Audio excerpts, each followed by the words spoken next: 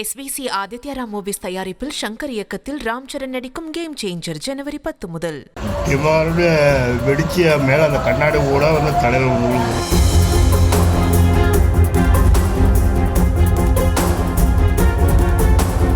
2024 October 8ஆம் நாள் திருப்பூர் பாண்டியன் நகரில் நாட்டு வெடி விபத்தில் சேதமடைந்த வீடும் வெடிவெடித்த அதிர்வில் எதிரே இருந்த ஓட்டு வீடுகள் சேதமடைந்து ஓடுகள் அனைத்தும் தூள் தூளாக நொறுங்கி கிடக்கும் பரிதாப காட்சிகள்தான் இவை.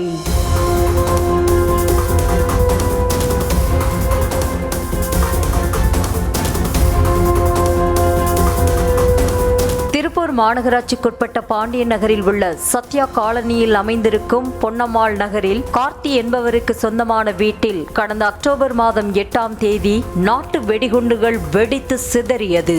இதில் 4 பேர் பரிதாபமாக பலியானார்கள்.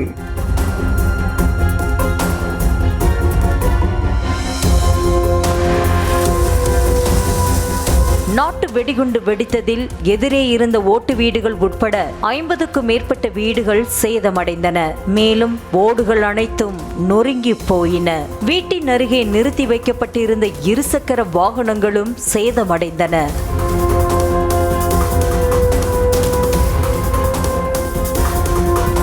சம்பவம் நடந்து 2 மாதங்களுக்கு மேலாகியும் உயிரிழந்தவர்களின் குடும்பங்களுக்கோ அல்லது சேதமடைந்த வீடுகளுக்கோ இதுவரை எந்தவித நிவாரணமும் வழங்கவில்லை என்ற குற்றச்சாட்டு எழுந்துள்ளது.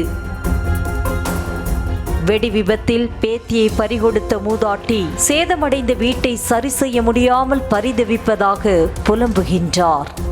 நிறைய வீடுகள் ஃபால்ட் ஆயிடுச்சு. எங்கள் வீடுமே ஓடுகள்லாம் 40-50 ஓடுகள் உடஞ்சி வீடே இறங்கி போயிடுச்சு. மழை பெஞ்சால் தண்ணி அமுட்டு அருவியாக கொட்டுது. எங்களால் ரெடி பண்ணவும் முடியலை. தயவுசெய்து அரசாங்கம் எங்களுக்கு ஒரு நிவாரண உதவி செய்யணும். அப்போத்தான் எங்களுக்கு நல்லது. நாங்களாம் வயசானவங்க 2 பேர் தான் இருக்கிறோம். எங்களுக்கு இது உதவி செய்ய யாருமே இல்லை.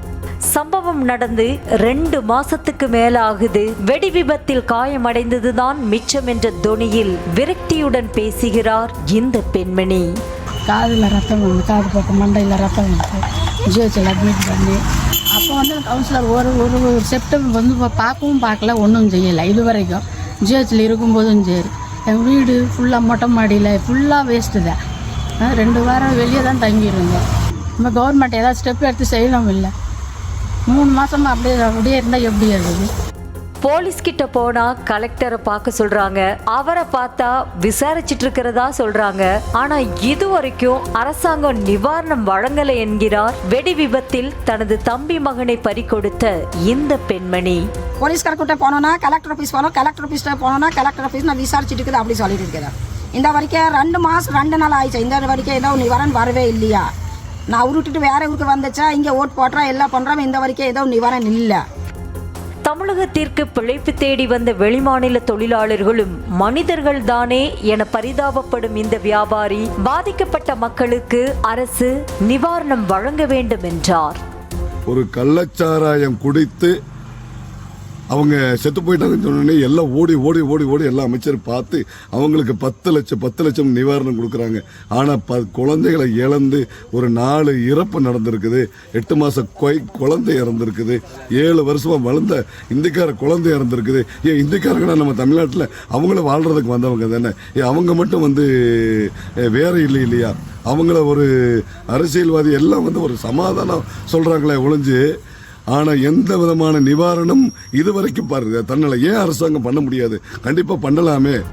நிவாரணம் பற்றி கலெக்டரிடம் கேட்டால் முதல்வர் அலுவலகத்திற்கு மனுவை அனுப்பியாச்சு, அங்கிருந்து இன்னும் பதில் வரவில்லை என கூறுவதாக வேதனையுடன் கூறுகிறார் இவர்.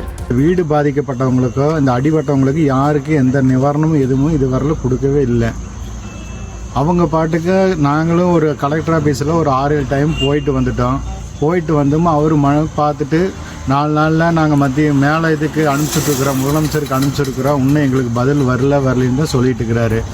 வெடி விபத்து நடந்த நாளன்று அறக்க பறக்க ஓடி வந்த அரசு அதிகாரிகளோ அல்லது மக்கள் பிரதிநிதிகளோ வெடி விபத்தில் பாதிக்கப்பட்ட மக்கள் என்ன ஆனார்கள், வீடுகளை இழந்தவர்களின் கதி என்ன ஆச்சு என்று பேருக்கு கூட கேட்கவில்லை என கூறும் பாதிக்கப்பட்ட மக்கள் இந்த விஷயத்தில் முதலமைச்சர் நேரடியாக தலையிட்டு நிவாரணம் வழங்க ஆவணம் செய்ய வேண்டுமென கோரிக்கை விடுக்கின்றனர். SVC ஆதித்யா ராம் மூவிஸ் தயாரிப்பில் ஷங்கர் இயக்கத்தில் ராம் சரண் நடிக்கும் கேம் சேஞ்சர் ஜனவரி 10 முதல்.